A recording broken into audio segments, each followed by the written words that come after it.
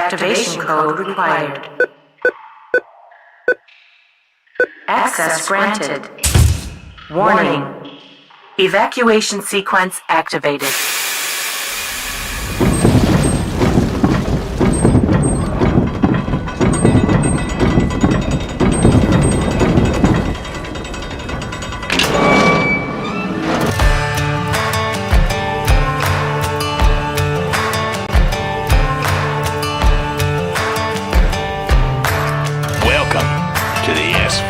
Paranormal bunker.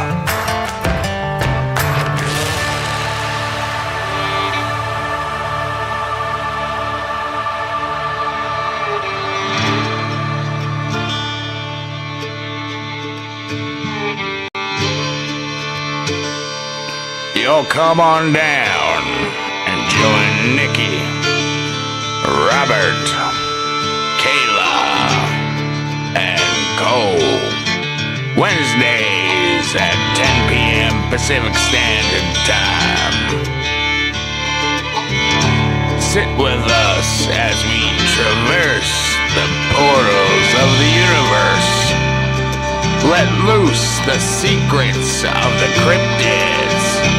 Make haste with the truth of conspiracy. And explore the hauntings of our world. And once again, welcome to the S4 Paranormal Bunker.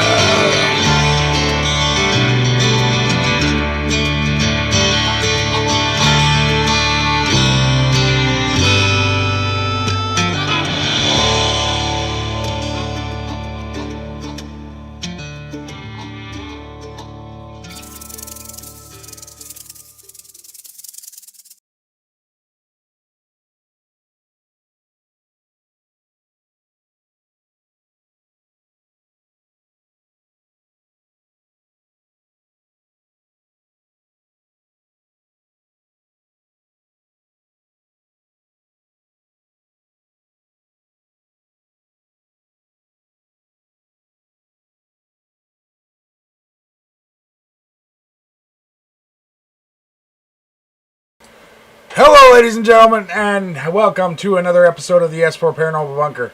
It is our first Christmas episode.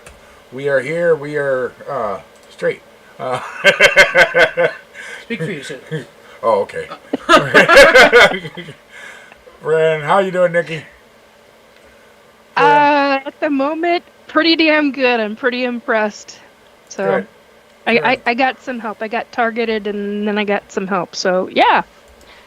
I'm a happy camper at the moment. I will gladly take it. As my chair squeaks.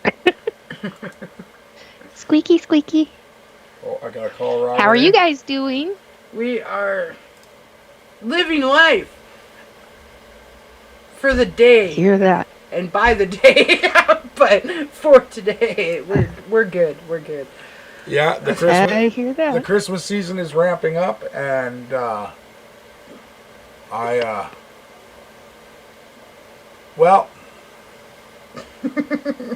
yeah, as much as I tried, you know, apparently I do not have that much influence, and apparently you can't cancel Christmas for everybody. I don't know. I tried, but. Yeah, I got. My Grinch powers suck. Oh. Yeah, gotta we weren't say, trying there are to. some folks that you just, yeah. We weren't trying to cancel Christmas. We were just trying to postpone it for a couple of months until, you know, everything worked out better. But hey, what can I say? You wanted to full-fledged cancel. Oh. Okay, see, our chakras were off. That's what happened. That's why it didn't hurt, because we weren't on the same level here. Yeah, you gotta have your crystals ready and a slingshot. Yeah. Santa's about to You're get a frozen crystal on camera. Who is? Robert. Oh, I thought I was. I'm like, that's No. kind of normal. No, you got the you. You got the alien with the world weird in his hand. ribbies and the waving hand, or the I don't know what that hand's doing, but it's up by the shoulder. I'm like, well, that's interesting. Just a small up and The down motion. movement Don't worry of about the- it. I'm not 100% sure about this hand. He's Funny. fancy. It's a mer one, right? You got the mer one? Or no, you just got the alien one. Yeah. We no. got a mermaid one too. Somewhere. I think it's in John's really room. glad you. Really glad it's not on video right now. I don't think I could have handled that tonight. Oh, such a weird few days. How you doing, Robert? Yeah, bud. All right, yeah. We are all so jolly. Well, No. okay. Tonight's subject We're good. is kind of a dark one, Uh-oh. Oh, it's a dark. which is weird because this is paranormal. That's just all happy Yeah. and jolly and beautiful. Fred. There we So, go. Squeaky, squeaky. Oh, yeah. Oh, yeah. Fred.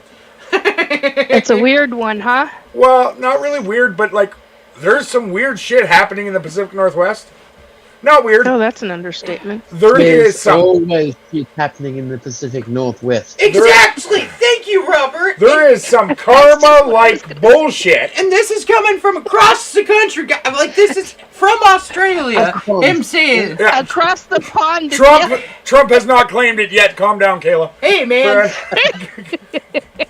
this Holy is Christ, going what to did we be get the into a show? 53rd Right? state. Fred. Yeah, Kayla's God. trying to make it the 52nd state. No, Fred. 53rd. Oh. We're taking Canada and Iceland first, guys. I mean, Well, you forgot about Antarctica. But according to the governments of this planet, nobody can take Antarctica. Well, they've already taken the Gulf of America. Oh, God. Obviously, the next step is going to the West Coast and taking all the water there. Fred. Moon 2020, 2035. I don't know. So,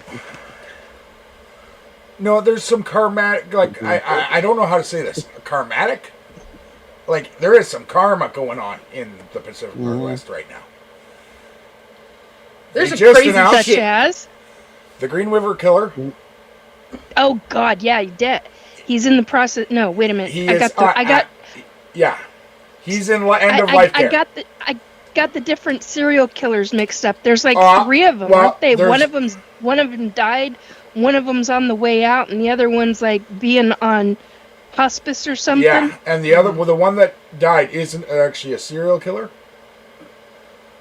but Oh, he was a serial rapist. artist. Yeah. Yeah.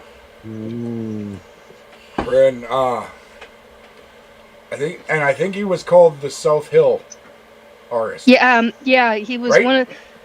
Yeah, something Yeah. like something Hill. That word, yeah. Yeah, and then the Green River guy. Killer. And Yeah, he's the one on hospice, right? Yeah. yeah, well, he's in end of they're life calling care. it end of life care because he's still in prison. So Yeah. they don't do hospice. No, I know. I just couldn't remember what the hell the prison people call it. So prison system, excuse me. And then they've made some wild announcements. About? Like they know who Jack the Ripper is. Yeah, supposedly DNA testing Which came now back. they're also like there's some scientists backing up and saying that's inconclusive. So Naturally, gee, didn't they do that in the 80s, 90s, and early 2000s? well the problem And is I'm not talking DNA. I'm talking That's- about the problem. Name God. If they say it's inconclusive after doing the DNA testing, the problem with that is how many cases DNA. that open back up where guys can say, like killers and bank robbers and Bingo. everything can say, Wasn't me. yeah, it wasn't me. Your DNA evidence doesn't count. It's inconclusive. Uh-huh. Yeah, that's a little So, scary they, thought like, process there. They announced too Very. quickly, and they shouldn't be trying to backtrack now. Mm. Friend, Because, like, the That I agree whole with. DNA thing is awesome. Like, they found Amelia Earhart's plane with it, for sure. That one is dead for sure. That was her plane. Friend, they didn't find her. But I think that's because, well, wild animals. Shock. Yeah. Well, there's a picture that I actually had psychic hits off of when I saw it, and it was a picture of a woman that resembled Amelia Earhart, and she looked like she was some kind of prisoner on a she was on a dock. There was water all around. You didn't see obviously you didn't. I was gonna God my brain. You didn't see who was obviously taking the picture, but you could tell it looked like it was about 10 years maybe, or a little bit more after she went missing, and it was black and white, and I got psychic hits off of that left. And God, I'm trying to remember. I think this was in 2018 that I saw, end of 2018 that I saw that picture. I think it was end of 2018. It's either end of 2018 and beginning of 2019.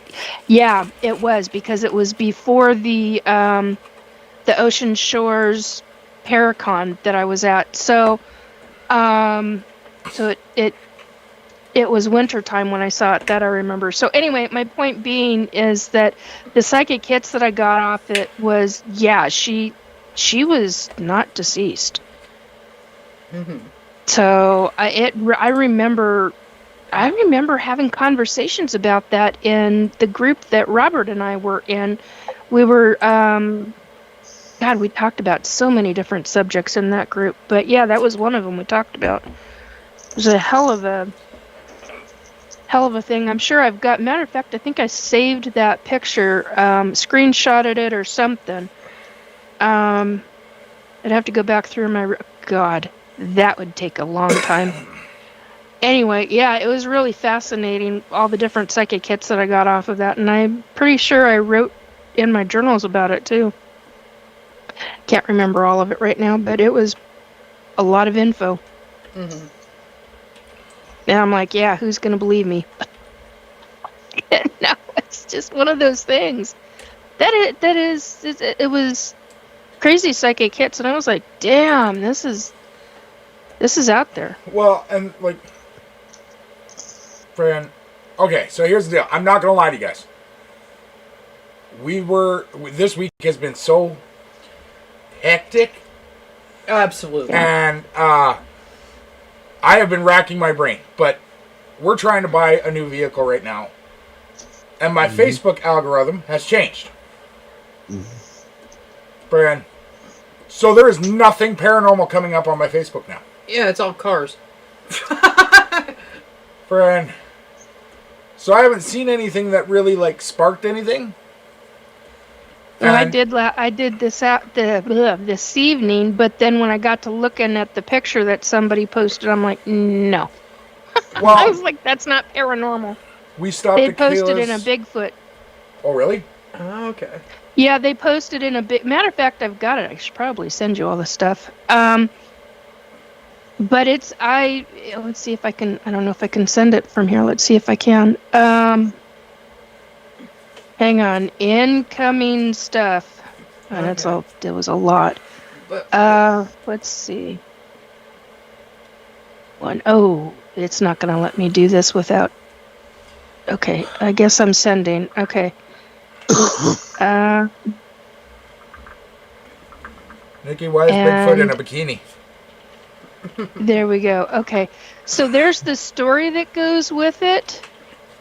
It's from a Bigfoot believers group, and the picture shows that's supposed to be a cat. I thought it looked like, I was like, what the hell is that? Sitting on this person's lap, and there was something outside the window, and she couldn't figure out what it was, and she was like, I don't know what this is. I'm not saying it's this. I'm not saying that. I want other people to tell me. And when I got to looking at it and I blew it up, and I mean, I enlarged it twice, and there's a picture that a screenshot that I did, and it literally looks like a man. It is so grainy, even, and this was taken from a not a Kindle. What the hell did she say it was taken from? It was a computer. She wasn't paying attention. It was really rather fascinating, the read on it. And she was home alone. She was babysitting her little brother. She was an adult at the time from the sounds of it. And there's this image, and she's like, I don't know what this is. I didn't even know it was there until Chromebook like laptop. months later. Excuse me? It was a Chromebook laptop. Chromebook, thank you. And so, yeah, see, that's why I'm glad I sent you guys the info. Anyway, so when I enlarged it, I was like, that on one hand from a distance, yeah, it could conceivably look like a Sasquatch, but the head's not right. And I'm like, I've seen ETs with similar type of head shape, but this looks like a mask. And when I enlarged it, you can actually see. Now, see, this is what gets me about people trying to. Oh, that's funny, Robert. Robert just posted a Wraith. Oh, Stargate a Atlantis. wraith. Yeah, Stargate Atlantis. So, which is rather comical. But anyway, so this image that she got, she didn't know what it was, and I immediately, the energy that I got off of this, I was like, okay, one, it's not demonic. This is somebody in a mask who's geared up in completely black armored style armor from like the neck down and from like the chin up in a full head mask. And you got somebody who is not paying attention, and they unexpectedly take a picture on their laptop, Chromebook, or whatever the heck it was, and you get something like that. That is disturbing. What I got off of it was the energy was bad, like nasty, also vindictiveness and prankness, but also stalkerish. And I went, It's also in the house. But it's not. No, When it you is. look at that, I had to look at that. Well, there's a wraparound deck she talks about, and I had to go back in and look very carefully when I enlarged the images, when I was enlarging it twice. The wraparound deck, you can actually see the house in an L shape. And the deck is, so this thing is actually on the outside. She's looking through glass. And so that's part of the distortion, but you've also got a distortion because the Chromebook, for whatever reason, is not taking the greatest of picture. On top of it. But you got somebody who is either pulling a really nasty prank and it didn't go anywhere, or you got somebody stalking that house and you need to be very careful. So, yeah, there's that kind of stuff. Hang on, folks. I gotta hit mute. It's reflecting off the glass. Well, but the problem is there's a lot of things that don't make sense about this photo. Number one, above the cat's nose, there is a railing. I see that railing. The problem is the railing is inside the house for part of the photo. Looks more like a table to me. You're right, it does. Which puts him Because there's behind a the bottle. table. Yeah, there's a bottle on the right side of the table, but that I think it's more of a reflection from the glass back behind her. Oh, maybe. Because it's lit up. Yeah, because the shoulder doesn't disappear Yeah, with the hallway opening. light. It doesn't disappear from it. His shoulder's in 'cause front of it's- that. So Yeah, he's that's in the outside. reflection. Yeah, it's from behind her. So yeah, he's inside the house with her. Oh, that's creepy as fuck. Could be a mannequin behind her, Right? and It's she's like just said some that kind she's got something. Also, could be a new friend. Hmm? Like, you know, friend. Maybe there's bad energy, Nikki, because she hasn't offered him a hot beverage. Yeah. Like, Well, it's interesting because I was going to send this to you guys earlier tonight, and I thought better of it. And it's funny that it comes up now because I'm like, that's really rather interesting, in my opinion. I was like, wow, okay. But I mean, you know, when we're all taking a look at it, yeah, I mean, I can see that too from behind her. like you can see reflections of different things from outside. Yeah. Yeah. And But- there's no lights Yeah. on inside, and there's a light straight over it. Yeah. So The one with the arrow showing his face. Mm-hmm. That really high up. Do you see the Ariandak chair at the bottom? No, hang on a minute. I gotta go back to it. Not that one. This one. Yeah. Okay. There's an Ariandak chair with that bag of chips or whatever it is right in front of it. But if you actually look at it, part of him melds in with the chair.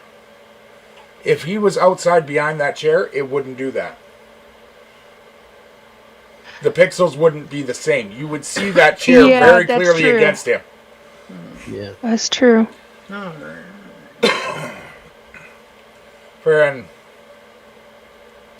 I honestly do have to say that it is Eric Cooper's fault, that I am so Anxious about things.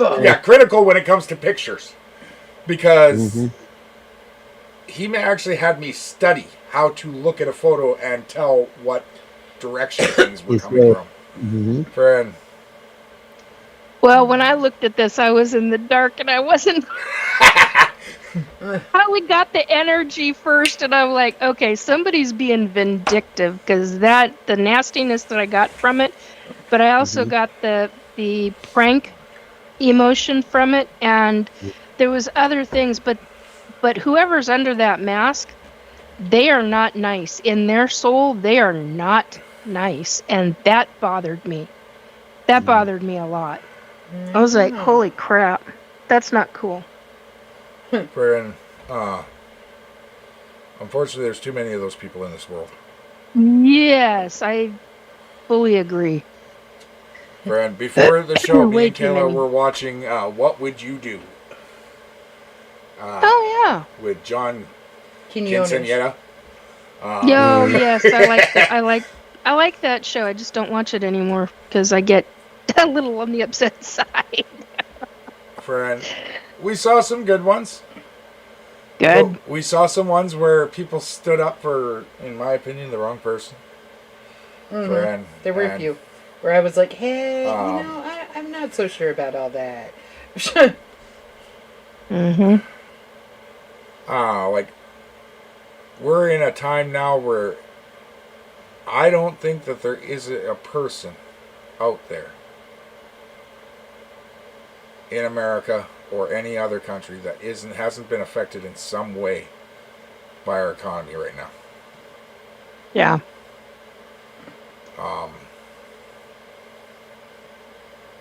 That is one thing Facebook is still showing me, is the fact that every country's hurting.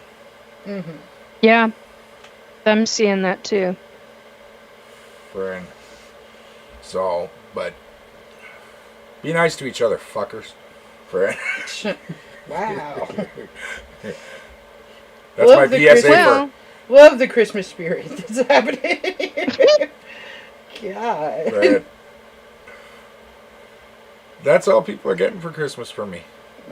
This spirit? Friend. Yeah. Oh, okay. I'm with you in spirit. Friend. Ass end first, though. Friend. That's how I walk into the room. Friend. So, but no, so before the show though, like we were at my Kayla's mom's house. Hanging out with my sisters. Yeah, hanging out with our sisters, and I was telling him I have no idea what the hell we're going to talk about tonight. Well, we just found one.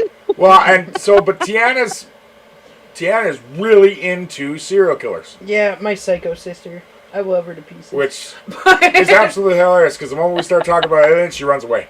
Yes, But- she's scared shitless of aliens, but she can talk about serial killers and stuff all day long.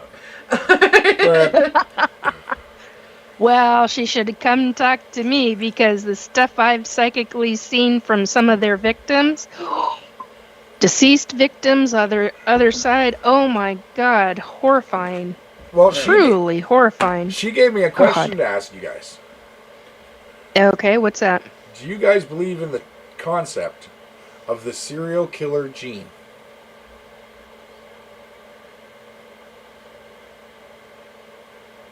I don't necessarily believe that there's a gene, but I do believe that the brain chemistry, along with the, oh my God, why is this word pop? Neurotropic? I can't even.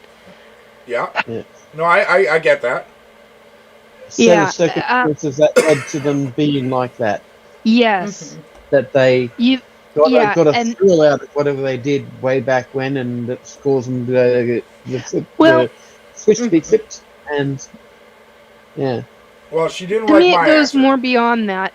To me it goes into there's a I want to call it chemistry in the body. I just and then you add the factors of life to that. I don't believe that there's a serial killer gene, but I do believe in the different aspects in brain chemistry. And because a lot of those guys, now I'm certainly no expert on this by any stretch of the imagination. Like I said, I've only known what I've been shown from the crime victims themselves, the deceased crime victims themselves. And I mean, they get there. And talking, oh my God, you talk to Capone? He got his freaking jollies off of this shit, man. I mean, I'm bringing it right back to him because when as a spirit, when you talk to him, I mean, he still was that way. So in life, so in spirit. And I know so many psychics that come out and say, oh, that's just not how it is. In my experience, yeah, it is. How you are in life is how you are on the other side. And to my experience, now I know that there are some that have changed. They go through what I call the college that the angels will usually force them into. And I do not know why Capone hasn't gone through it. It's very possible he's chosen to be earthbound. I didn't even bother to ask. And I didn't pick that up from him, so it would make sense if he is earthbound. But anyway, because he tried to terrorize me when he came to talk to me. And I got real, and as you guys know, anybody who's followed this show or who's followed me or Robert, and where we've talked about this before, he got his frickin' jollies off of trying to terrorize me with imagery in my head and the shit that he would do. And that's what I've learned from the crime victims. These guys that murdered them got their frickin' jollies off of it. And one of them was heavily one of the serial killers was heavily into science. I mean, he went into peeling skin. I mean, while people are alive, he went into what he could find while people are alive, and while he was unaliving them. I mean, it was horrific. And that person, I know, is not deceased yet. They haven't caught this MFer. I don't know who the hell and it is a man. I don't know who the hell he is. I've never been able to see his face. I've only seen his hands, his arms, parts of his legs, parts of his feet, kinds of tennis shoes, that kind of thing. I've never seen a face dark hair. He had dark hair, wavy. Yeah, can't even call it wavy. Well, yeah, I can call it wavy, but I can't call it curly. What I would classify as curly. And it was like he was a master of disguise, but yet he wasn't. I mean, everyday average Joe Blow Schmo, and that could be any frickin' buddy. I mean, that could be anybody. One that can blend in. Oh yes, I mean this guy very much blended into every scenario from the kind of almost down to homeless population all the way up to society. Well, I mean, like high society. Unless they have a very particular MO. That is normally this guy does. No, but this guy does, and I know that MO. That's what bothers me is I know that MO. Nikki, what I mean is like a signature freak factor up the wazoo. That is very particular. Unless they have something that is absolutely like dead on, friend, it's them. They're not going to be able to Yeah, because one of the things that I learned about this guy is he changes. He has a very distinct MO, but then he changes it up. Yeah. The other thing is he changes up the dump places, and he changes up the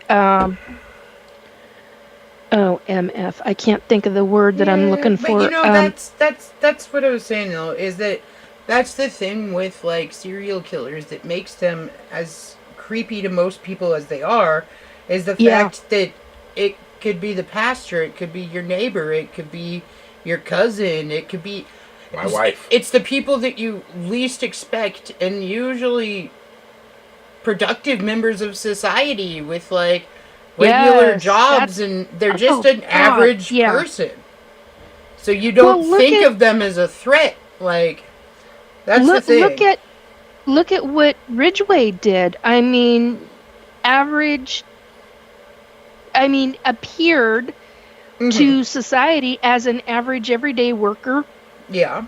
Well, and I will say like there are also a selection of them that obviously that guy kills people. Like, okay, like there are. Yeah, there are people that you can read it off of them. It emanates from them. Mm-hmm. You don't want to be around them. Their energy is like, holy F, get away from me, person, whoever you are, you know? Yeah. But then you've got people like this guy. I mean, and the other one, Ginger. I mean, the other female victim, one of the very first female crime victims that came. Well, she wasn't the first, but she's the one that made the biggest freaking impact on me in 2018. Holy crap!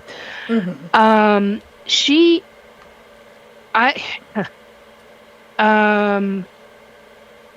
took it to a whole new level with me regarding. And the police don't believe that they had a serial killer on their hands. They told me over the phone, and then I got hung up on. That's the one where I got hung up on by the detective. We're going in a different direction, and click, and I'm like, okay, bitch.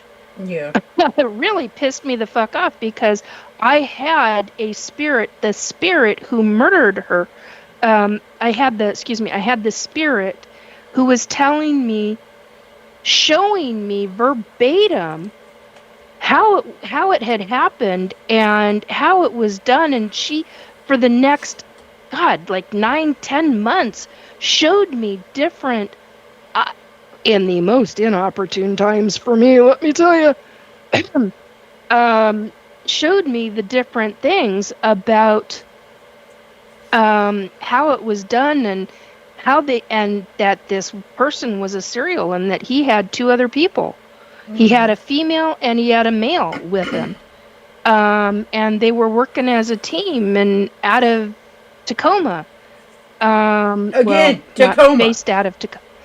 Not based out of Tacoma, but one of the people was, and this guy ended up unaliving the female. I don't know how, I just know that he did it, and I know that he eventually unalived the male partner. And I'm just like, man, and every time I see a certain vehicle, I get the Wiggins. I don't know how, okay, that's a 1990s version terminology. I know not everybody's going to get that, but I get the creep factor galore every time I see a specific vehicle, specific colored and type and shape of vehicle, because she literally took my body. This victim took my body, and she had me in a state to where she was like, I want you to remember this, Nikki. This is what I did when I was walking up to, and I'm not going to say what kind of vehicle right now, walking up to this vehicle. I was so drugged, I ran my hand over this section of this vehicle. I know how tall she was. I didn't find out how tall she was until they announced it in the media about her height, approximate weight, what she looked like, and I lost it because I'm like, and I knew how he used a certain item on her deceased body and why they didn't announce certain things. I'm like, she was explicit.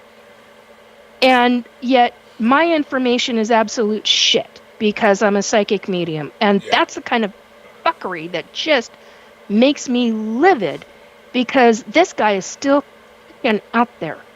Mm-hmm. And I'm like, no. And he's been in it since the 1970s. That's what I got from her, because I was going to say I overheard, but she overheard him talking.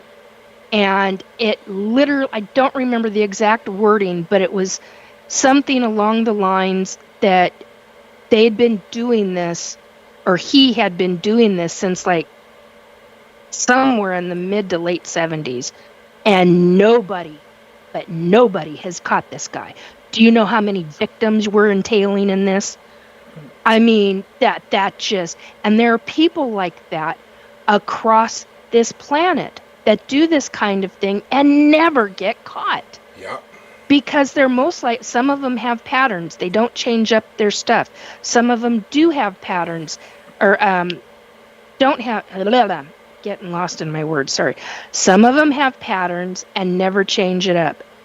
Some of them don't have patterns and always change it up. Mm-hmm. That is what is not talked about in TV shows, documentaries. That's the kind of stuff, because they don't want to terrify the public. I get that. I understand that. But damn, people have to be aware. Yeah. Sorry, pet peeve. So I went off. I apologize. Jeez, I can't believe you, Nikki. How dare you go off on a random topic for an Yeah, Robert's this going is smack. So unlike you. Oh, gee, completely unlike me. Yeah, how dare you? Bloody hell. I would have never expected this from you. Exactly. I'm like, oh, crap. No, seriously, it's just people, there's so many different aspects in the psychology of this, and there's so many things that are not talked about because government and down to local, from Fed down to local, they don't want certain information out. I get it, because it's going to terrify the populations. Mm-hmm. I understand that. You know, I will say, though, that was another topic that we got on today when we were talking, was we have... It seems like there's less serial killers now than there was before, except, is there, or is it that they're just not getting caught like they were before? Because, I mean, we obviously still have the same amount of freaking missing people, like even more than that. So those people have to be going somewhere. And I mean, not all of them are serial killer like victims, obviously. Like some of them are totally different scenarios. Oh, there's so many different levels to that, yeah. Yeah, but some of them have to be murder victims. Like, they can't just completely disappear and that many people. Well, you've got so many different factors involved. You've got people that go missing because they want to be missing, all the way to people who go missing because of being a crime victim, to government, to the different paranormal factors, all the way. Oh, Absolutely.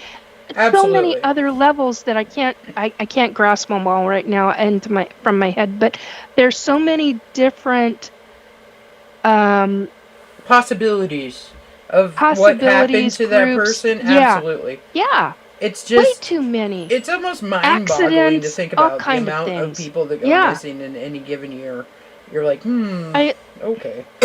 Well, look at the situation with mushroom pickers. In certain times of the year, mushroom pickers go to obviously find mushrooms in the wood, and I'm not talking the psychedelic stuff. I'm talking like chanterelle pickers and stuff. Yeah. Basic mushrooms and real good cooking stuff. Not the get you high stuff. And a lot of them, you would be surprised. I had no idea until this one older lady in southern Washington. She was somewhere between southern Washington and northern Oregon. And she... Well, I can't remember. She was like 62 or 63 or something like that, or 70. She was in that age range between 62 and 72. And she went mushroom picking. Her family knew. She was going in one specific area, and then all of a sudden she became a missing person. Well, she became a missing person because she went off the path. Yeah. Off the path of her normal, where the family knew that she would go. Well, see, that's the other thing, too, is, like, the amount of missing people, like, in national parks, especially up here. The Pacific Northwest is a really strange place. Yeah. Well, so is Utah. You get to, I've been seeing a lot of, recently, like in the last... 3-4 months, maybe 5, but mostly 3 to 4 months, and in that time frame where there've been a lot more, and I don't mean posts on Facebook, I mean like YouTube talking and different other sites that people are doing posts about that very subject of Utah and the strange factors of people going missing. Oh, even states like Arizona and New Mexico, they've got quite a large list. I mean, that is something, a subject that I would like somebody, because I ain't doing it, to actually do the research state by state, how many people are missing in each state, whether currently or a long time ago, do the patterns. How many are actually missing? Do the we need a statistical analyst. That's what we need. And funny enough, I wonder if I don't know if they're doing any more statistical stuff. They stopped doing a lot of stuff. So, but yeah, there was somebody that I knew of that was a statistical analyst. So anyway, I'm damn good at it, I might add. But anyhow, so yeah, that's what we need, is somebody that does that kind of thing, or is fascinated or interested in that kind of thing, and start doing the numbers, finding out, running the numbers down. Whole, and I know this is a little bit different, but like David Paulides with the missing 411 and everything, he got into a little of the statistics on which states, which areas, all that kind of crap. Okay, I'm going to state in a very unpopular opinion, probably. I would imagine it will be. And for those that don't like it, too damn bad. Too bad. That sucks. There is a reason that it seems more prevalent in places like Washington, Utah, Oregon. Okay, why? Because people care.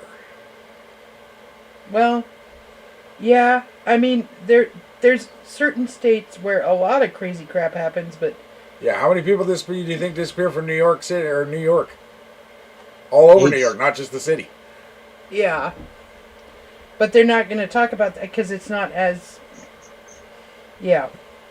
Like... Well, okay, so here's a topic. When you talk New York, one of the first 5 things I think about outside of this city is supposedly, now we're talking paranormal woo-woo here. Yeah. Is the what is it? Lycanthrope? Anyway, Lycanthrope Society. Somewhere in middle to upper New York, and that kind of stuff fascinates me. You know, if you think about that kind of stuff, that's... Well, Nikki, for people that don't know what you mean by that kind of stuff, could you explain a little? Lycanthrope Society, or Lycanthrope is werewolf. You're dealing with a whole different classification of quote-unquote cryptid. Oh, God, pulling all that out of my head. All right, so let's... yeah, on the spot. I don't know if I can do it after the targeting, but we'll see. So you're dealing with... so it's a society of werewolves, basically. Yeah. It's and supposedly there's a large society in Europe. What are you laughing about, Robert? Just got an image in my head about if furries were to join in with the werewolf lot. Fairwolves? If the fairies were? Furries. F-U-R-R-Y. Oh, furries. Oh, God. Yeah, the furries. Oh, that would be an interesting... No, honey, they'd be eaten. It depends on what they were. Well, but to be fair, they wouldn't all be eaten at once. Oh, I mean, yeah. like... Oh, God, a furry convention with a lycanthrope convention. Now, that would be interesting. They'd probably keep them around as snacks, you know? Like... And just getting back to the other thing that we were on about, a lot of them would probably be watching Dexter and getting ideas from that. Okay. Like where to get the classic from. Okay. I haven't thought Here we about go. You know what? Dexter in years. Here's the thing Oh, that my actually God. came up otherwise too was... Okay, so have you guys watched the new Netflix series? I won't watch them because I don't like the concepts of, but it was like Dahmer and Ed Gein and it's like a whole mini series about that particular serial killer. And it like goes through like their killing years in life and everything. Okay, people really need to stop sexualizing serial killers. They're making them like... They're really doing that? Yes. Oh! So they're making them like way more handsome than they actually were in real life. They're making them way more like appealing to the audience, and they're more sexually out there than they were in real life. And it's drawing in a whole bunch of people, just like when we sexualized vampires in the Twilight series, or when we... But we're doing that to serial killers in this series, and it bothers me. Well, look at what they've done with... when you talked about the vampire series, they've been doing that since... Yeah, but I mean, at least vampires on. were... That was part of the allure of a vampire when we started here. Nosferatu was hot. I mean... You got an eye roll over that one. But I really, really wish people would stop idealizing and sexualizing... Just cast Willem Dafoe in horrible people. Horrible people. Shitless. Yeah, I agree. Well, look at okay, but there's a when problem you said with that. horrible people. Dahmer was considered a pretty boy. No, Dahmer, yes, he was. Okay, for his day and time, he was considered a very attractive man. Yeah, yes. But Well, then you look at Bundy, because he was very charismatic and yet had some of the looks with it. yeah. No, and like I said, I'm not saying that some of them weren't semi-attractive as human beings beforehand, but Ed Gein definitely was not. Have you seen a picture of that man? Okay, so to make him into a very attractive, But to some character women, he was. is terrifying. Okay, I got a brain fart going on. The guy who ate people. Is that? Yes, No, yeah. but- So Ed Gein Made was the guy that masks. ate people, made masks and furniture out of their Texas skin. Chainsaw.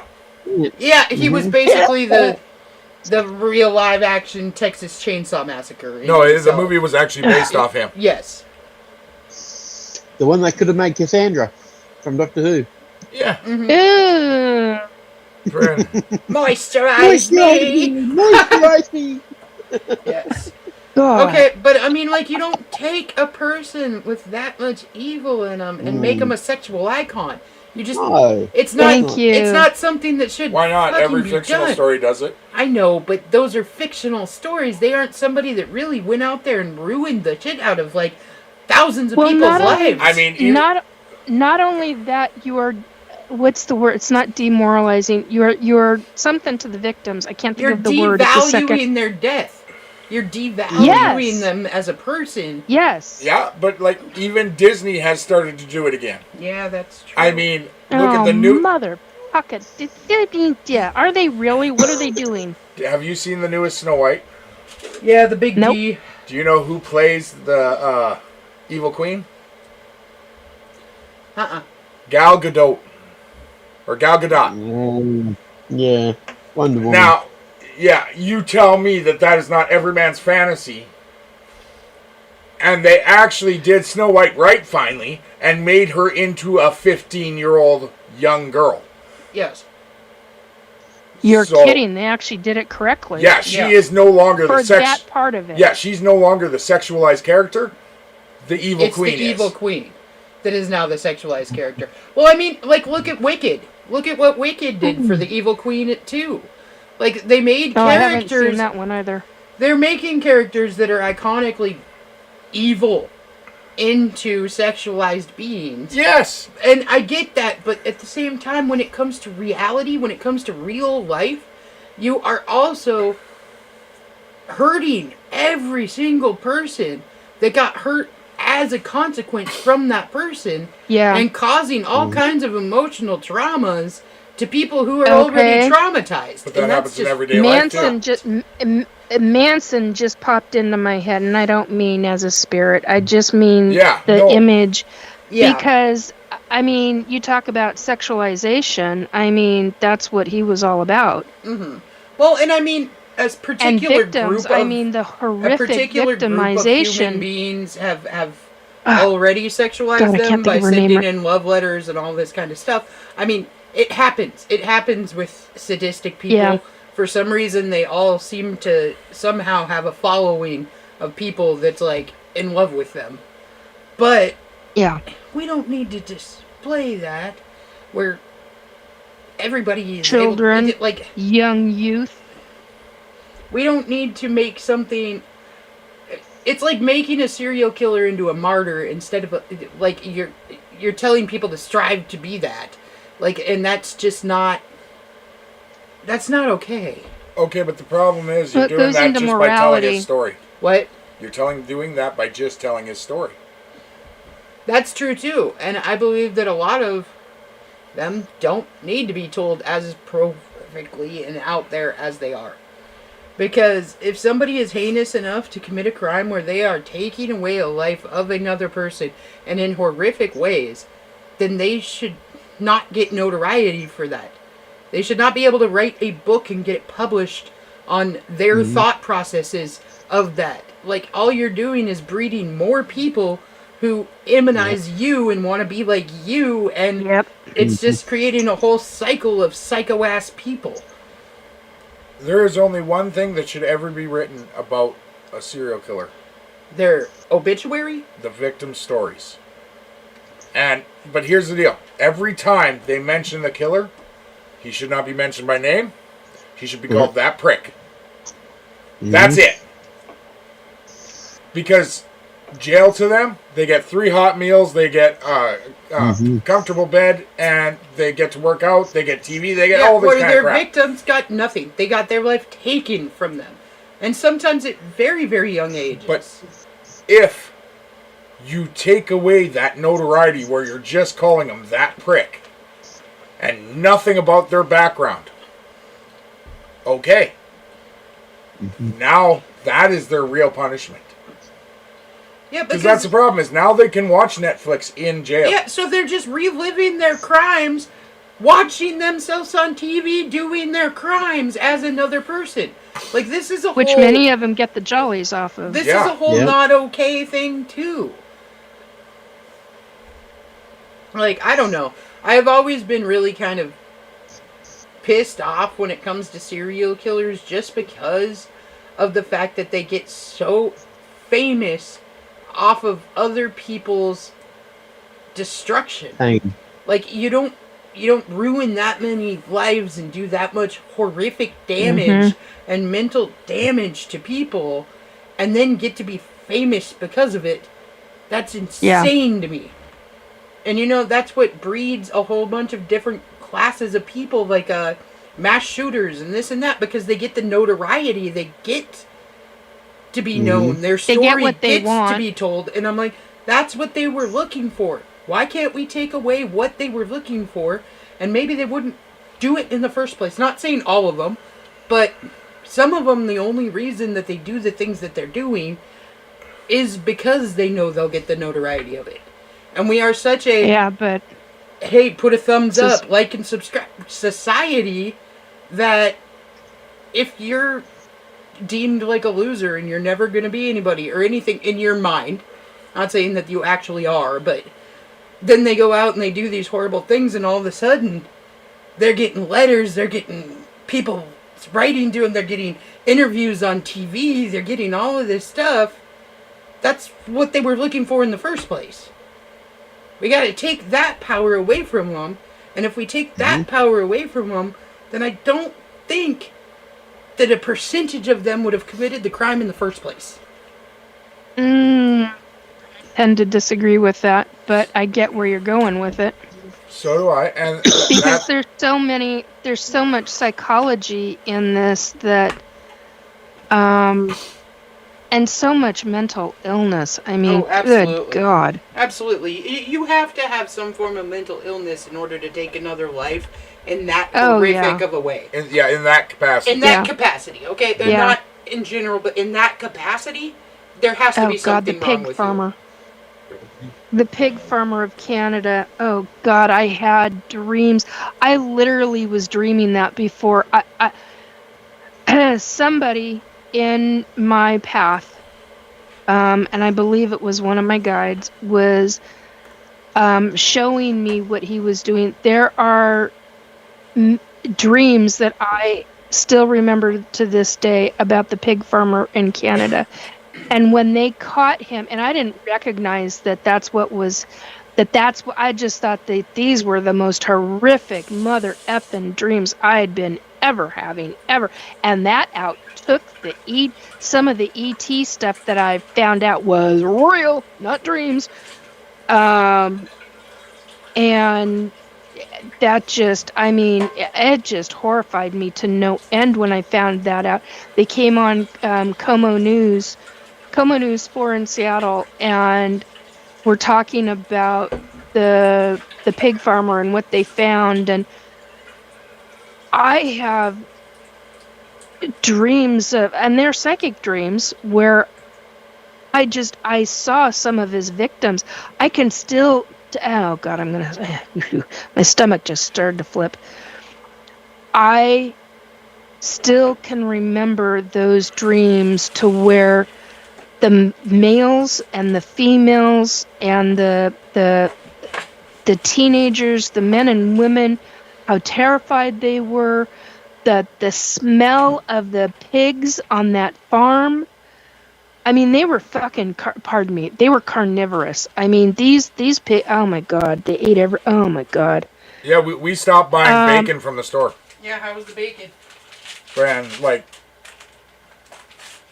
Yeah, it just really did a number up. That was one that I don't remember. It was 2 years worth of dreams, and when they came out, and I could not understand why I was having those dreams. They were so horrifying, and I was watching them through there were certain victims' eyes that there's parts of that house I can describe in detail. I'm like, no, I don't.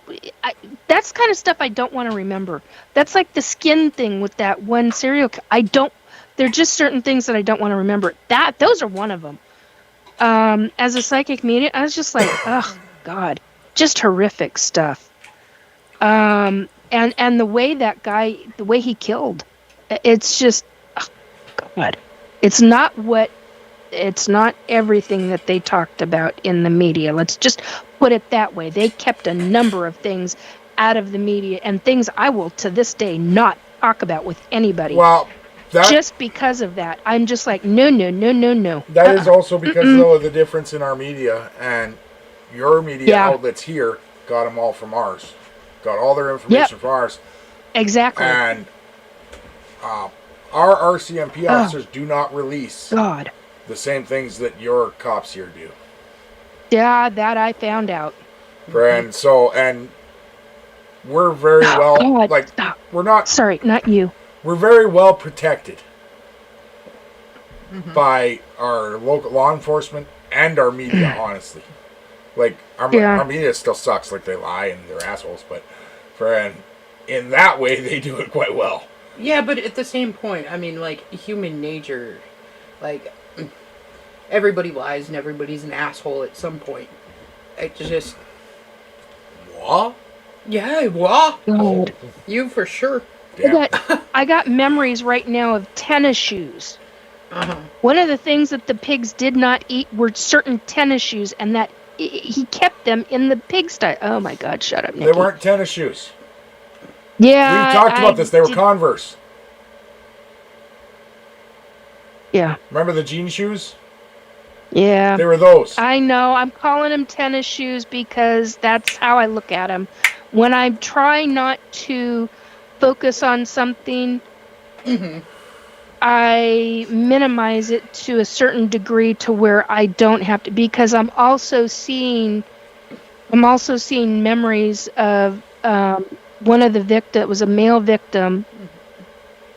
God, I can even describe him because he saw himself in a mirror, and he was trying to escape, and it was a time when he had seen so much. He was, let's just put it this way, he was being tortured. He wasn't killed right away. And he was trying to escape. He was out in a muddy... He was away from the pig pens, away from the house. He was in the process of running, and the guy shot him in the back with what I can only classify as a 12-gauge shotgun. And then he turns around and he literally drags the guy through the mud, and it gets really graphic from there. Really, really, really graphic from there. Sorry, we just hit emotion. Yeah. There are things that I remember as a psychic medium I don't want to remember. That's one of them. Yeah, I hear you. So when you get to dealing with serial killers and you're dealing with people that are doing that kind of horrificness, it's just, I'm sorry, I have a strong belief that those souls should not be released ever. They should be held in that prison on the other side in a major way. I do not believe their souls should be coming back. Ever. I have very, very strong beliefs on that. Yeah. And why they're allowed, I do not understand. I don't get that. That gets into a whole other subject.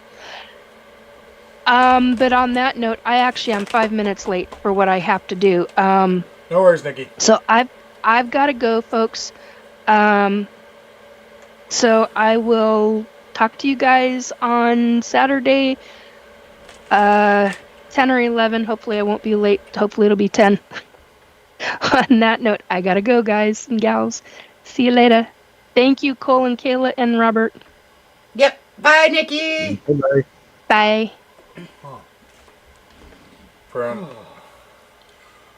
All right. Well, yeah. Like, I don't know, Friend. Robert, do you guys actually have serial killers there? Yeah. Why the fuck don't we hear about I'm them? pretty sure they're worldwide. Like, do you guys just feed them to the kangaroos or something? No, there was one just well, he's dead now, but he was the one that buried a whole heap of bodies in the Belangolo State Forest. Huh. Just can't remember his name off the top of my head. Hang on, let me find out. It wasn't Fraser, because Fraser was here in this town.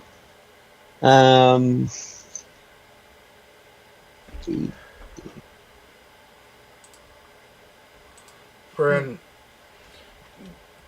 But per capita and everything, we do have way more of them in the States than we have in other countries. Like, per capita. Yep. Well, Europe doesn't even try anymore because they can't beat Jack. So,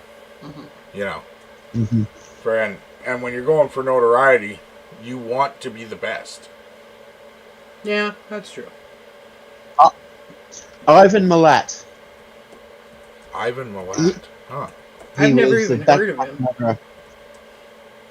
Like, he'd go along picking up people that were on, like, walking or doing backpacking down here, and he'd pick them up, take them away, and unalive them, and he'd then bury their bodies in the Belangolo State Forest. So he was the Ivan Milat murderer. Murdered 7 backpackers between 1989 and 1993. The forest remains open to the public, but due to its history, many associate it with the horrific crimes. Yeah, I At can one see stage, that. he was put into the jail that Anne and Renata used to go something in. So, but they shut that one down. It for some reason, the council down there think that it's not worth it getting tourists in to go ghost hunting in the building. So, so they've shut that down. They've been trying to find other places to go to, and I'm sure there are quite a few other Australian murderers out there. Well, it just strikes me as funny that a country that is viewed worldwide as starting out as a penal colony, I know. you don't hear a lot about, like, murderers in Australia. Yeah. Like, friend. Well, I mean, there's a few, but I gotta be honest, like, the Australian killers, this sounds terrible, but their body counts are a lot less, too. Like, before they get apprehended. Well, that just means their police service is better. Yeah. But actually, on your top 10 serial killer list that I found for Australia, 3 of them are women. Yeah. Yeah. Yeah. We don't discriminate. There's the Auntie Tally, and she was known for poisoning cupcakes and giving them to in-laws she didn't like, and watching them die a horrible death. There's the baby farmer. Okay, but whoa, hold on. If it's your in-laws, is it even really murder? Well, Like, I'm not gonna. And then, weirdly enough, there was one guy called John Wayne Glover. yeah, okay, him I know. The granny killer. Yeah. He killed elderly women. But I find that really weird that he was John Wayne, and then we got John Wayne Gacy here. Like, we're all John Waynes. Like, The granny killer considered himself an angel of mercy. yeah. Friend. But I mean, there really isn't anywhere near as many in Australia that are coming up on any of the searches anyways. Well, try the Snowtown serial killer. I'm sorry, what was that? Snowtown, one word. No And Town? serial Snow. Snowtown. Snowtown. Okay. James Velasquez. He murdered people and put them in barrels in an abandoned bank. Oh yeah, the barrel guy. Okay. Yeah. I've heard about him too.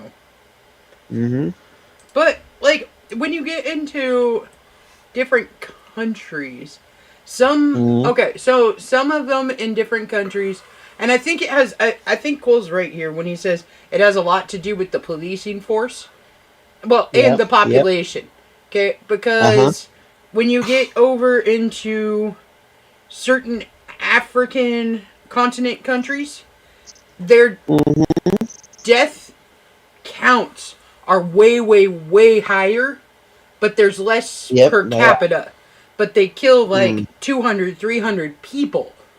And then you'll have like, it looks like in China, their death counts are way lower, and there's less of them than there are in the States. Like, the States has the highest, just overall. Whoa. But it's pretty hard to get away with it when you're in full samurai gear. But I mean, like, so it depends on also, it looks like it depends on whether you're a first world, second world, or third world country as well, to the amount per person per death count.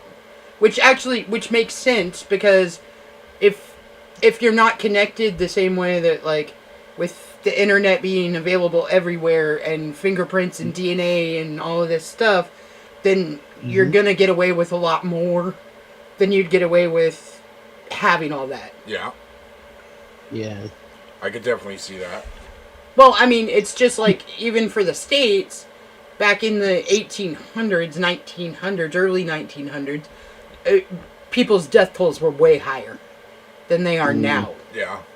Because we just didn't... They would pick up and move to a new town, and then there'd be no communication from town to town. So they could do the same MO, same type of killing, and just move from state to state, town to town. And there was no intercommunications, so they didn't find them until randomly somebody was like, hey, I used to live here, and there was a crime that was kind of like this. And then they'd kind of pinpoint them and pull all these together. But it would take years, if not an entire person's lifetime, before they made those connections. That's like the Velasquez axe murder place, because he was never found. And there were train lines that they think that he got onto and or come into and then left on after committing the crimes. And back then, no DNA testing, nothing like that. So yeah, it would have been easy back then. Yeah. Well, and for China, I just read this morning. Anyone found trying to commit suicide will be put to death. Yes. Huh. Friend. Well, and then you think about the difference in organized and disorganized killers too. Yeah. Because you'll have people like Ridgway or something like that are methodical about the way that they did things. And then you'll have people like Richard Ramirez, who just went nuts and killed like so many people in a course of time, but didn't think about covering up his tracks, didn't think about not leaving DNA everywhere. It was just a matter of, like, they knew who it was by, like, murder number 2, but they couldn't find him. Yeah. He was just hard to find. But he was more of a rampage, what they call, like, a rampage killer. So it was just, he went off the deep end and just started killing people, but there was no rhyme or reason or method to any of it. It was just, that's because that's what he was doing. Well, or you'll have somebody like the Unabomber, who's ridiculously smart and super methodical about the way that he did things, but then got to the point where he felt like he was so invincible that he could write letters into this and he could do this and nobody would ever catch him. Well, once you get to that point, your head's so inflated that you screw up. Yep. Brian, I noticed that happens with teenagers too. Well, that kind of happens with anybody who actually gets to that point of thinking they're invincible in any way. That's usually when you make your big mistake and realize, hey, guess what? I'm not. Okay. Friend, the other argument that came up Mm-hmm. when we were talking about this earlier was, do you consider assassins to be serial killers? Not really, because they're paid to do a job, and they only target the ones that have been have had a what is it? Picture. Check mark or Right. whatever on. Like, I wanted to say something with a coin, like it's been checked onto them, like to be paid. Like Yeah, if like- they've got a target on their back. Yeah, So like whoever it is that has a target on their back, that's the only person that the assassin's going to kill. in the John Wick So- world, it'd be called excommunicado. Yeah. But see, I think that also depends on the type of assassin. Because if they are an assassin that gets paid to do a job, you get like a picture of this person and this is your target. Okay, like Jason Bourne status. Or there's the assassin that's like more politically motivated, or however you want to put that, like more motivated by something that stresses them to make them think that they need to take out this person, and this person. They're technically still considered an assassin, but at that point, I think they'd fall more into the realm of serial killer versus actual assassin. Do you know what I mean? Or a political reconstructionist. Right? They kind of have their own little realm too, because they're not going after anybody but this particular person or group of people, but it's still not because of financial gain, it's because of their own motives or their own thoughts. Same could be said about what's his face that went after Sharon Tate. Mm-hmm. Yeah. Only it wasn't Sharon Tate that he was after, it was the other one. It was what's the name? The one that was in Moonlighting anyway. Mm-hmm. But see, that's what I'm saying. But with those, that's a particular type of target, and it's your own delusions that usually cause you to do that. Yeah. Or your own thought process of everything would be better if this person didn't exist. But it's usually targeted at one person or a small group of people that have the same philosophy as that person. Yeah. But technically they're still keyed as assassins because they're assassinating people. Yeah. I don't know. I think if you only take one person out, Then it just counts as a murder. yeah, that's not an assassin. That's not a mass murderer, that's Right. not anything, that's a murder. Yeah. Yeah. Friend, bad people suck. Well, and there's Sybil Shep. I just found him Moonlighting. That's who he's after. Oh yeah, okay. Yes.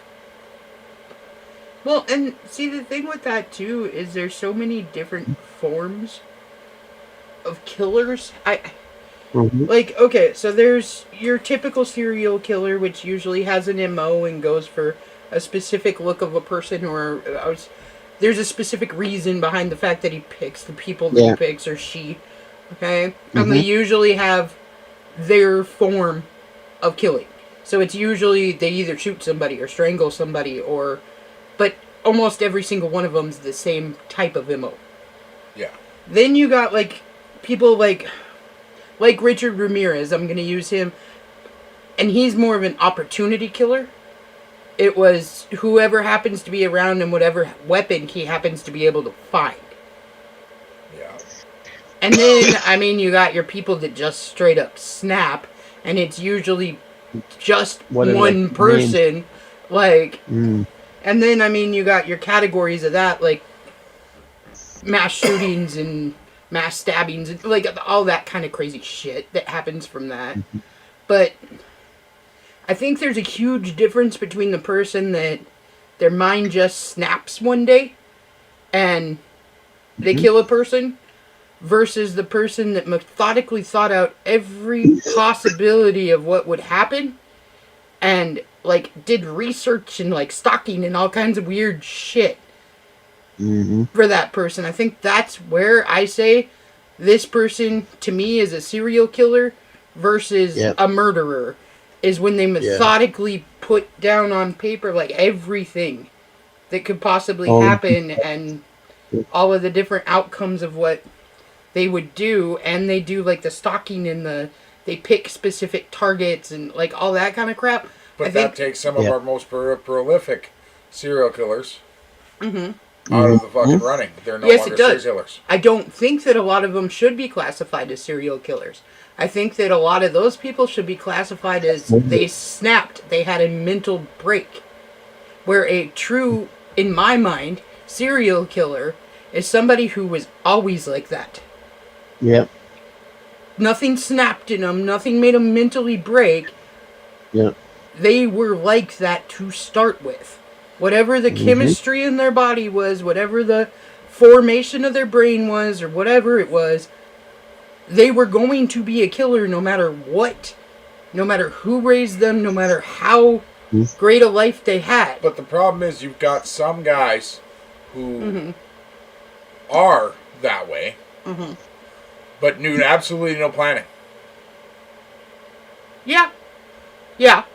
But that's a lazy serial killer. It would still fall in that serial killer range because there's no event that caused them to be like this. They were just like this. Like that. Yeah, and it's always a crime of opportunity. For the most part, I mean, yeah, each of them, in their own way, it would be a crime of opportunity. Whether they stalked them or whether they just picked a random person on the street. Because they usually find somebody that's isolated, or they find a position when they know that nobody's going to be around or whatever it is. So it would be opportunity for that particular time period, yeah. Okay. But I think, and this is maybe going to be a very unpopular opinion, but I think what makes a serial killer versus just a killer is the fact that they actually are sociopaths. Yeah. They're psychopaths. So their entire brain chemistry is actually different. It's something that it's something in their brains that's misfiring. It's something that's not working. Because these people usually have such a disconnect because they can be happy and do all this stuff and everything else, but it's almost like they have this other part of them, this other life that just never really overlaps with the other one. Okay. And they don't show the same kind of real empathy and real sadness, real anger, they have sadness, they have anger, but it's not the same as a normal person. I think that's what you just nailed it on the head. The one thing that you didn't mention the second time.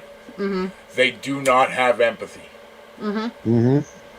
Because they can watch somebody and they can see them in pain. They can see what this causes, and they don't have any reaction to that emotionally. There's no emotional context to it. It's just, I needed to do that because I felt like doing that. Yeah. And most of them, when they talk to them or when they have interviews with them or anything like that, there's no remorse in that person because they don't even realize or think in any way, shape, or form that what they did was actually wrong. Yeah. Because it was a part of them and it's how they work. It's that narcissistic attitude. It's a mix between narcissism and true sociopath. Like true psychopath. Mm-hmm. And I think once you get that balance, it just creates a real fucked up person. Oh yeah. And I think a lot of them too, and this just, like, I don't have a degree in this, I don't study this really or anything like that, but I think a lot of them too, it's because of certain types of social isolation, because either a lot of them are a lot smarter than most people, like they have a higher IQ, they have a higher, and they've never fit in anywhere. And I think that has a lot to do with their sociopathic and narcissistic tendencies, because people see that in people and don't want to be around them. Like, even if they're a good person, you know that one guy where you get that vibe, like they're a stand-up citizen, they do all this stuff, they're great, everybody talks about how wonderful they are, but for some reason, you get that, like, ooh, there's something off about that person. But you never really bring it up because, well, you don't have any proof about it or anything.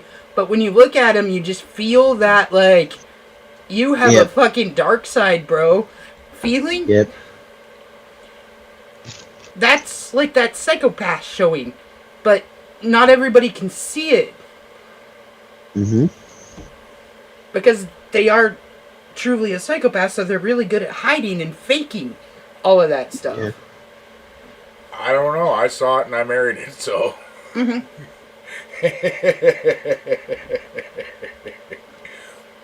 No, I'll be Use honest. the five. Oh, wait, lady. Don, listen. I am a little bit of a psychopath. I will say that. I am a little bit of a psychopath. I'd never go on a killing spree or anything like that, but I definitely have a different thought process than a lot of people do. For sure. Robert, if I ever go missing, just look at the back end of the porch, because honestly, she's too lazy. She won't drag me that far. He's too heavy to drag that far. I'd be lucky to get him off the back end of the porch. He's just gonna chill on the couch. Okay. Ew. Hey, Brad. I'll straight up Gilbert grape this house. There you go. That's not cool. I mean, love you. Uh-huh. I guess I did deserve that. Brad. Right. Brad. I don't know, like. No, but I also, I do think that, like, with that psychopath gene, or with whatever that is, whatever you want to call that lack of certain types of empathy and stuff, I do think that sometimes that's what will make somebody better at something else as well. Like if they harnessed it into business, or if they harnessed it into something like that versus like a true psychopathic tendency. A lot of like really important business people are psychopaths and narcissists, because they have that same tendency about them. They have that charismatic thing about them that everybody is like, oh, hey, look at what this guy's doing. So I think it is possible for people to harness that in other ways versus being a killer. But I think that any one of them has the possibility of being a killer. I think they just don't do it because they don't want to deal with the consequences of it. No. Like, It goes deeper than that. Right. Well, I mean, there's religious aspects. There's other things about a person that makes them not act on impulse. I think for a lot of those ones, though, I think it's cowardice. Yeah, like they wouldn't actually be able to do it. Yeah.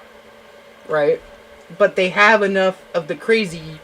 I don't know if you want to call it crazy. It is honestly like psychopathic, narcissistic tendencies that they can become this, where everybody loves them and everything else without the death toll. Because they like seeing people suffer. Yeah, but it's more like they like torturing, not actually killing. Yes. Yes, because that's like their thing that gets them off. Is like the there's people that do that with like the manipulation process.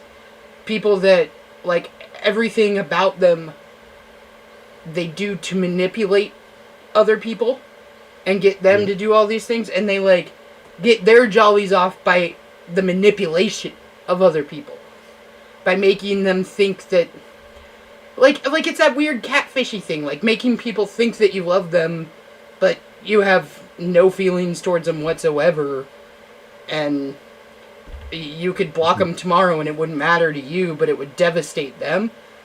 I think a lot of people having that power over somebody else is their way of getting their jollies from their crazy, psychopathic, narcissistic crap. And I'm the exact opposite. That would make me feel icky. Right. And I use that as a full-out technical term. Technical term of icky? Yeah. That would give me the ickies. Right. Well, and that's why, like, a lot of people are like, ew, like, how could this person even do this? This is not human. This isn't... But in their mind, they don't see it as being any different than going to, like, the store and buying groceries. Because they just don't have that empathy and the human factor. They don't have it in that particular area, whatever the area is. They just don't see that was wrong. And they're never going to feel bad about it because they don't see it as being wrong in the first place. Yeah. Brent. But I don't know. There's a lot of crazies out there that just do crazy shit just to fuck with people. So, I don't know. But I mean, like, you got people that will kill people, sure. You got a lot of serial killers. You got a lot of people that will just randomly kidnap people for no fucking reason. You got those, too. Then you got a lot of different weird sexual crimes that I'm not even gonna touch that. But, so I think it's whatever the disconnect for that person is, and the thing they have really no emotion over, where a normal human being has emotion over all of it. Yeah.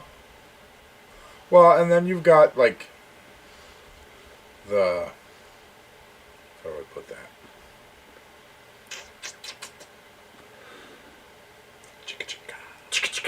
For the guys who, fuck, I completely lost my train of thought. Yeah. It's gone. Like, you. Or, my least... Okay, this is terrible. I didn't mean to put it that way. I was like, my least favorite type of fucking killer. Okay, no, but seriously, the one that I don't understand, I guess, the most is the hero complex people. Okay? So, like, the people that will...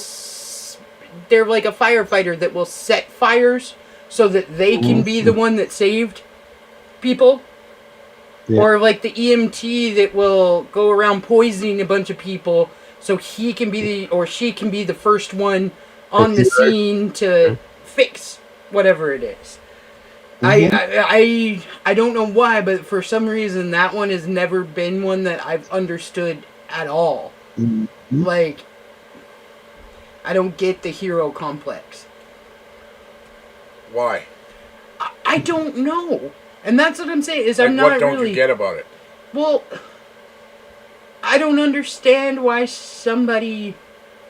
I guess in my mind, I just don't get why somebody would do all of these things just to save them in the end. Like, if you're going to go through all of these steps and everything, it's just for the notoriety of saving a person.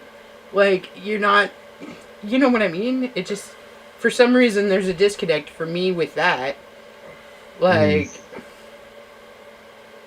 Well... They could easily go about putting their minds actually curing something other than trying to... Yeah, because there's so many other ways, especially if you're already a first responder, already a cop, already a doctor, whatever, that you could truly save people's lives. That you don't need to start a catastrophe in order to do it. You just need to join the fucking Peace Corps and go over and help them. Or you need to volunteer for FEMA and go and do after disaster relief and stuff. But it's usually people who, even though they have all those accomplishments, they still feel useless. Okay, so it's like a way of making them feel like they're doing more than the person next to them. Then It's impatience. okay, Honestly. because they don't want to wait for like a natural disaster. Yes. They just want it now, so they want the instant gratification. Yes. Okay, I guess that kind of makes more sense then. But I've always been like, there's so many disasters and so many terrible things that happen just naturally that it seems like they would just go to different disaster zones and like volunteer there where they would actually be saving people. But there's the issue. If you walk into a disaster zone and start like a war zone, Yeah. and start saving people, Mm-hmm. do you get notoriety from that? Well, I guess you don't get it the same as if an orphanage was burning downtown and you pulled out 6 babies or something. Okay. There you go. I guess yeah. Oh, well, yeah, he makes a point here too. He's like, there's job security that plays a role too. That's a good point. Yeah. Because, I mean, they're not going to get rid of the guy that goes running into the building and saved 5 orphans. Like, over this other new guy. I would. But, yeah. That's not okay. Friend. Overpopulation is a huge problem. Jesus Christ. Just say. Friend. So that's another one that I don't know. Would you add, like, dictators that committed mass murders, like, Hitler, Hitler, Gaddafi, like these ones? Would you add them to the list of serial killers, or would you put that in its own category as well? First thing, I've never seen a potato I didn't like. What? Dictator. Friend. Dictator. I could Oh, okay. fuck up. Ha, ha, ha. Yeah. Friend. I would not. No, No, because most of them don't actually do anything. they just get other people to do it. Yes. It's all their minions that Yeah. do the hard work. Well, I guess it would be kind of like cult leaders, how they like get all of their followers to do all the dirty work for them, and they just kind of sit there. Okay. Just like No, I what do about not. the Kool-Aid guy? Yeah, like I do not consider Manson to be a true serial killer. Friend. Well, because most of those were committed by his groupies and Followers, wives. not him. Yeah, Yeah. I guess so. But being the mastermind behind that, wouldn't you have played a part in every single death, though? So therefore, technically, it was your grand plan. So you would be responsible for all of those?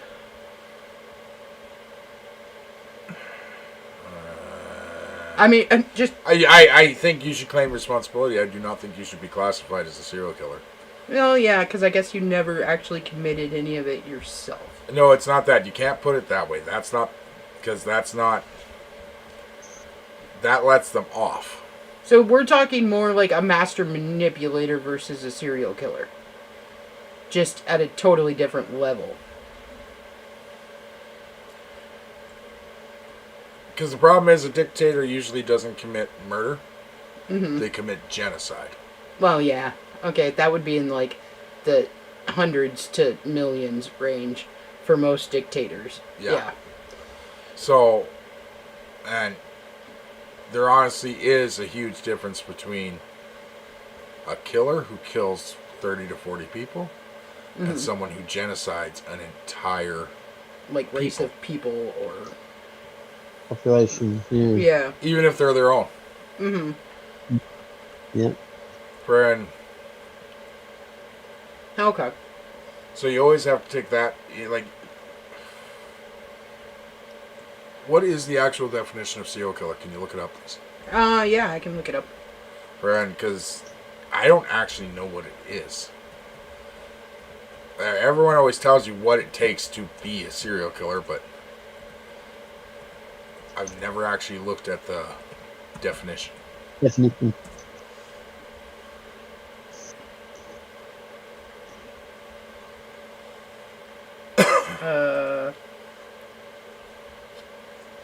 Okay, a serial killer is defined as a person who unlawfully murders at least 2 people in separate events over a period of time. Well, shit, that's not clear enough.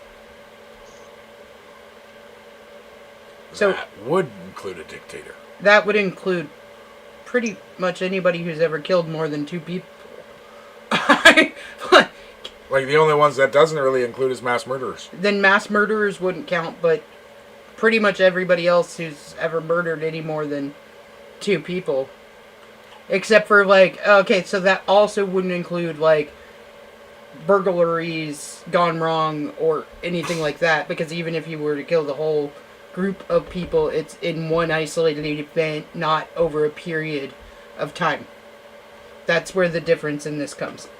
Is that you're not only unlawfully murdered at least 2 people, but in separate events over a period of time. So there has to be at least like a couple of days in between and 2 totally separate like events. Huh. Well, I'm sure that's comforting to the families. But I feel like that's kind of a broad generalization for something then too.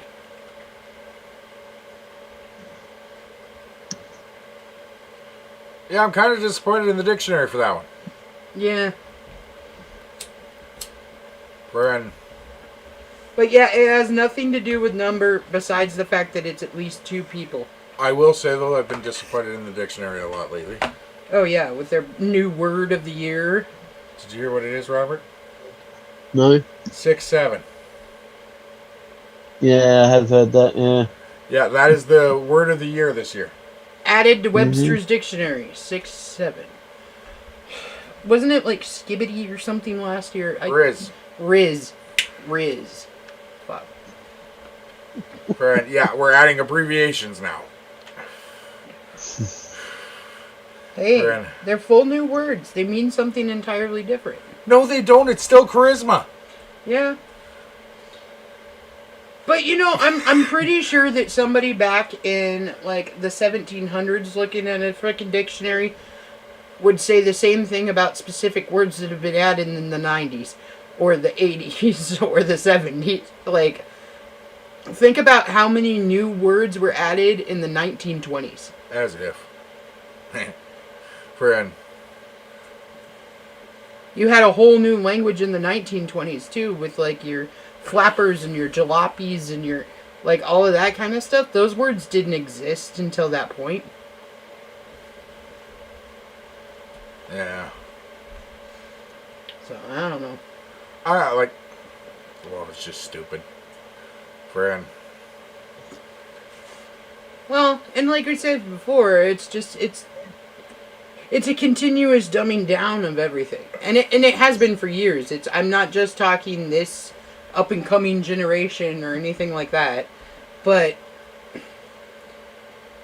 Which is why we have, and this continues on to our subject, that is honestly why I think we have a higher number of mass murderers and less serial killers. is because we're dumber than we were. Yes. So nobody's actually taking the time to methodically think things out. They're just going and rampaging. Yep. That makes sense, actually. Weirdly, but it does. It's kind of like attention spans of people have gone from being able to watch a 3-hour movie to 90 minutes to 30-second reels. Like... The attention span's gone, woo, right out the window. Exactly. So, no, you kind of have a point there. Yeah. Like, that makes sense. And, you know, we have had a ridiculous amount of mass shootings. Like, a ridiculous amount. And, I mean, globally, it has increased to a degree where we have never seen this many mass shootings before. I mean, the U.S. is fucking terrible, don't get me wrong. We're still probably the worst for that. But we're starting to hear a lot from different countries, too, of events that It's like the first time ever for this tiny little country in the middle of nowhere that they had a mass shooting, and you're like, what the fuck? Like, all the way there where the population is like 1,000 people? Like, what? So, Tasmania. Yeah. And then have all the guns taken away, so, yeah. Right. Think of how many we've had for, like, Paris, London. Yeah. Mm-hmm. Well, okay, and see, this is another thing that is going to be very unpopular opinion by Miss Kayla here, is the second something like this happens, we talk about gun reform, we talk about new gun laws, we talk about all of this stuff that we need to do to make it safer. If a person has the capacity for that kind of violence, you can take away every single gun that was ever made, melt them down into nothingness, and then they're just going to go on a mass stabbing spree. Like, they'll use a different weapon. If a person actually has that much fucked up in their head that they're willing to do that, they're going to do that whether or not you... Now, if you make them less available, then obviously the death counts aren't going to be as high, and I get all that. I absolutely understand that portion of that. But if a person is crazy enough to do the act, they're going to do it no matter what. So now they'll use a knife or fire or a bomb. The truck just plowed it through all the people on the sidewalk. Right. That's what I'm saying. Or like you take like the Boston Marathon, where they just bombed them. They used rice cookers. Right? Like, whatever you had available. Motherfuckers, that was my favorite utensil. Come on! That's what I'm saying. If a person has that snap in them and they're willing to do that, they're going to figure out a way to do it no matter what. Well, I think that could be why they've taken... I think it was a 15-year-old kid. I think it's Jack's law now down here, that nobody can be taking a knife anywhere in public. Any type of knife. Oh, really? So, yeah. That totally brings a whole new understanding to Crocodile Dundee. Yeah, well, they've taken the guns, taken the knives. Like, you can't even go into the shops and buy knives now. They all security protocoled and done in that plastic. You gotta have scissors for it to open. Okay, now, quick question with that. So, what's to keep a person from just sharpening a stick, then? I mean, like, there's... Nothing. Like, that's what's gonna happen, is if we're gonna take away everything, then they're just gonna go back to, like, sharpening sticks or throwing rocks at people. I mean, Well, look at the people down here. They got a lot of people they can learn from. Right? Yeah. Woo! Right. Trying to remember where it was. A guy... London. A guy in England just got denied by the court register the right to trial by combat for a fucking ticket. He got a speeding ticket and he wanted to trial by combat. Well, I mean, like, if I was, like, a 5th degree black belt and I'm looking at the people that I'm going against, I'm like, 58-year-old man. Friend. That's even better. Like, okay. Oh. But, you know, if they never pulled that law out of there, then they're asking for somebody to fucking say, it is still in their laws. Then, by all means, you should have gotten trial by combat. They called it outdated. Then they need to remove it. That takes a lot. I know it takes a lot. Yeah. I just put Jack's Law into the chat. Onto the messenger on Facebook. Ah. It's for Queensland only at the moment, but I'm sure it will expand to the other states. Well, you know, what they were talking about in the U.S. that's been a hot topic lately was the fact that they want to make the legal age of being an adult 21 now. Yeah. Friend. But that also includes you won't be able to join the military till you're 21.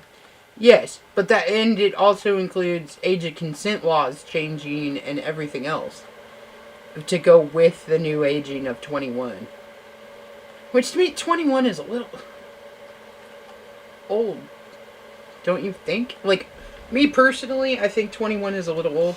But then again, considering your brain isn't fully developed until you're 25? Yeah, but I mean, think about like me and you, okay? We were married. Well, you weren't. You're older than I am. But by the age of 21, I'd already been married and we had 2 kids. Like, and we'd been married for 2 years already. Yeah, honestly, if that law was in place then, I wouldn't have talked to you. Right? And that's what I'm saying is that, like, for me, I don't know. I don't agree with the upping of the... But then again, I also have children who are 18, and I couldn't imagine them doing half of what I did at the age of 18. So, well, and I don't know if the government realizes the effect that could have, considering we would have to up everything. yeah, so a person couldn't be tried as an adult until the age of 21 either. Well, no, that's not true, because they can be tried at 16 right now. Well, yes, but Or I mean... 14. I think it's 12 is and the earliest they've ever then done. your foster caring systems would have to raise to 21. Right? Yeah. And so would... Technically, your schooling would almost have to raise to meet, too. That wouldn't be such a bad thing right now. No. You'd end up with, like, college and, like, high school and college. You know? So, I mean, I guess that kind of makes sense. Brian. Alright, ladies and gentlemen, next week, I promise you, we will have a happier topic. Friend, I think we're going to try and go back to some of our Christmas topics. Come up with something fun for you guys next week. Friend, I'm hoping that the weeks start getting better for everyone and everything gets a little bit easier on everyone. Friend, like, I will admit we have a lot of horrible stuff in this world. Friend. Yeah. But, just remember, 3 weeks till we get to eat all that Christmas candy. Friend. But no, I mean, what I'm saying is we have a lot of good in the world that we just don't talk about as much as we should. Yep. We focus on the negative and we leave out all of the positive stuff that's been happening. So, I mean, there's good times and there's bad. There has to be that whole yin and yang effect. I mean, hell, I got out of bed this morning and didn't pull my back. I did pretty good. And I was happy. I know. Yeah, I haven't seen you with that much of a spring in your step for years. Well, to be fair, I got to leave the house this morning, so that helped. But it's no, like I think, friend, we've got Christmas coming up. Our house is going to be a little sadder. It already is a little bit, actually, I think. Hunter moved in to his grandparents' house for the 3 weeks until he ships out. So, okay. friend. Because we're trying to remodel that back bedroom, so it was just easy. But well, and he's helping take care of his grandpa right now, so. Yeah, because Friend, friend, our house is quiet. It's weird.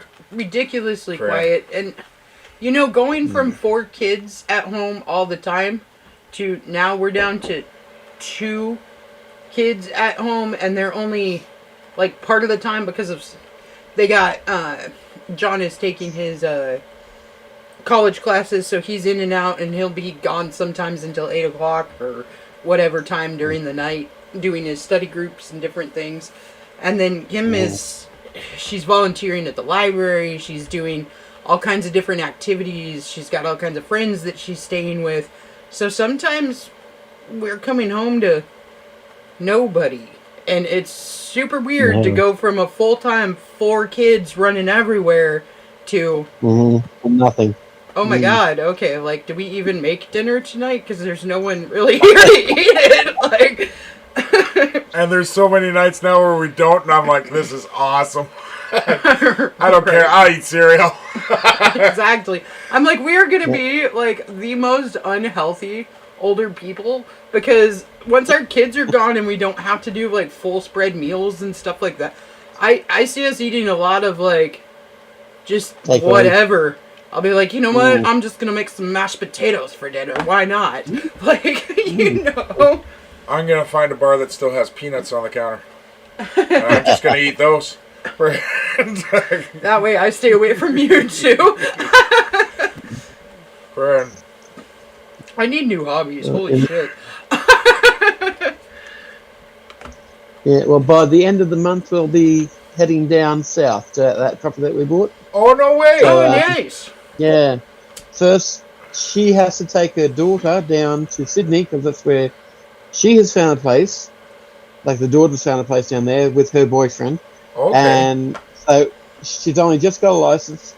The wife is going to drive behind her while she drives down in the vehicle that we used to have, because we've got a different vehicle now that's a lot better. And so she's taking her down there, coming back up, organising the rest of the stuff in the shipping containers and all the furniture and stuff out of here, putting in that, and then packing that up and heading down. So nice. Possibly by about between the 20th and the 30th, we'll be driving down that way. I almost said something Excellent. really fucking stupid too. Why that? What? I was about to say, why the fuck would you move in the winter? Oops. The whole reason we're moving is because it's colder down there.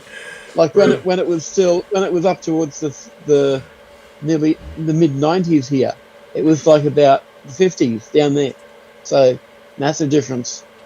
No kidding. For sure. Holy crap. Correct. That's more like our weather and less like California. Okay. Hopefully it doesn't rain as much as here, though. I think down there it does get a little bit of rain, but not a massive amount. Good. Like it's got pine tree forests that they cultivate for the logs and stuff. So if nothing else, we'll have plenty of Christmas trees around. Rock on. Awesome. Fred. All right, guys. Well, it is that time of night. Yeah, Fred. it is. So make sure you check out Nikki's show Saturday night. Fred, Robert, any news with other Nikki? Nothing at the moment, no. All right, Fred. Well, with that, ladies and gentlemen, we will see you next week, 10 p.m. Pacific Standard Time on Wednesday. Fred, every Wednesday. As many Wednesdays as we can do. Fred. So, but have a good night, and we will talk to you later. Alrighty. Bye. Bye. Data transfer complete. System malfunction. Please evacuate immediately. Program terminated.